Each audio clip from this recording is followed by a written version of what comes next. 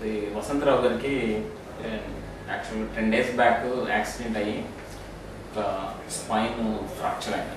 Spine అంటే L1 అనే bone fracture అయిందనమాట. దానివల్ల ఏంటంటే వసంతరావు గారికి నొప్పి ఎక్కువగా ఉండడం, ఈ బెడ్లో నుంచి బయటికి రావడం అంటే లేచి కూర్చోవడానికి నడవడానికి బాగా ఇబ్బంది ఉండేది అనమాట. సో దానివల్ల అంత ఇబ్బంది పడుతున్నారు కాబట్టి సో ఆ ఫ్రాక్చర్ సివియారిటీ ఎక్కువగా ఉన్నది కాబట్టి ఆ ఫ్రాక్చర్ని కదలకుండా ఫిక్స్ చేద్దామని చెప్పి డిసైడ్ చేసి 3 days బ్యాక్ దానికి ఆపరేషన్ చేయడం జరిగింది. ఈ ఆపరేషన్లో భాగంగా ఆ L1 అనే ఫ్రాక్చర్లో స్క్రూస్ పైన కింద స్క్రూస్ అది వేసి దాన్ని ఫిక్స్ చేసాము.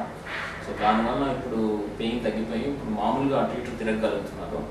సో ఇవాళ ఆయన సక్సెస్ఫుల్గా ఇంటికి వెళ్ళిపోతున్నారు అనమాట.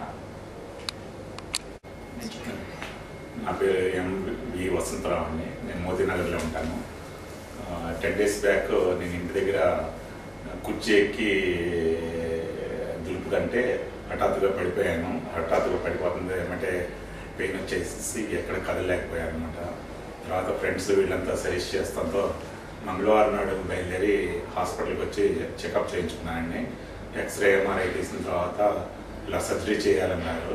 కాకపోతే నేను డిసైడ్ చేసుకుంటే ఒక 5 days టైం తీసుకున్న తర్వాత వచ్చి జాయిన్ అయ్యాను అనమాట. సర్జరీ మండే నాడు చేశారు. ఇప్పుడు మామూలుగా తిరుగుతున్నాను, నుంచోగలుగుతున్నాను, కూర్చోగలుగుతున్నాను, పర్వాలేదండి. ఇప్పుడు డిశ్చార్జ్ చేస్తా ఉన్నారనమాట. I'm happy with hospital services.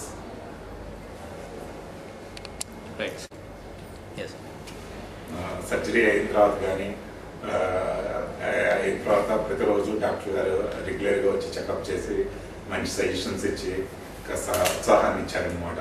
దాంతో తొందరగా రికవరీ అవ్వగలిగాను నేను. ఇప్పుడు ఈరోజు డిశ్చార్జ్ అవుతున్నానంటే కేవలం డాక్టర్ గారు చదవాలని నేను డిశ్చార్జ్ అవుతున్నాను.